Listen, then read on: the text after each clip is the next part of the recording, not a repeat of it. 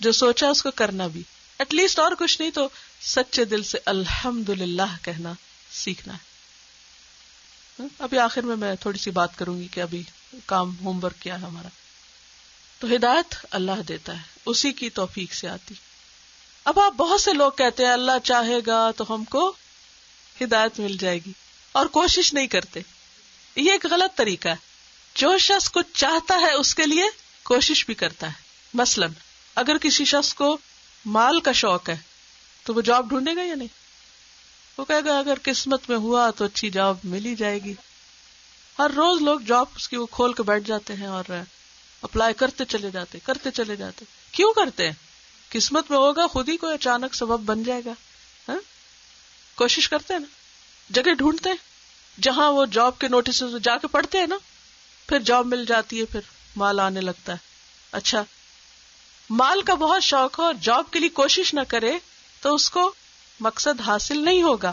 اسی طرح کسی شخص کو جنت میں جانے کا شوق ہو, سیدھے راستے پہ چلنے کا شوق ہو, اور وہ اس کے لیے کوشش نہ کرے, یہ نہ جانے کہ کہاں پڑھا جاتا ہے قرآن, کہاں سے پتہ چلتی ہیں باتیں, کیسے کرتے ہیں عمل, نہ وہاں جائے, نہ تکلیف اٹھائے, نہ کتاب کھولے, نہ لکھے, نہ پڑھے, اندھیروں میں رہے اور کہے اللہ نے اگر میری قسمت میں جنت لکھی ہے تو مجھ کو مل ہی جائے گی.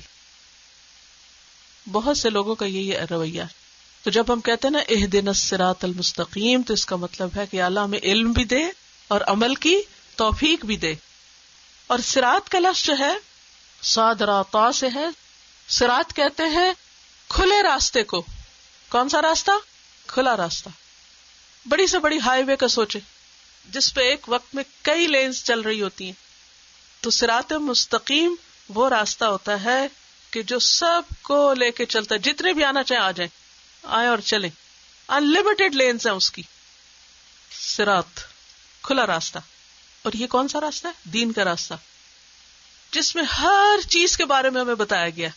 اور المستقیم کا مطلب ہوتا ہے سیدھا, جس میں کوئی ٹیڑھ نہیں, کوئی اونچ نیچ نہیں, بلکہ معتدل راستہ ہے جس پہ آپ آرام سے چل سکتے ہیں.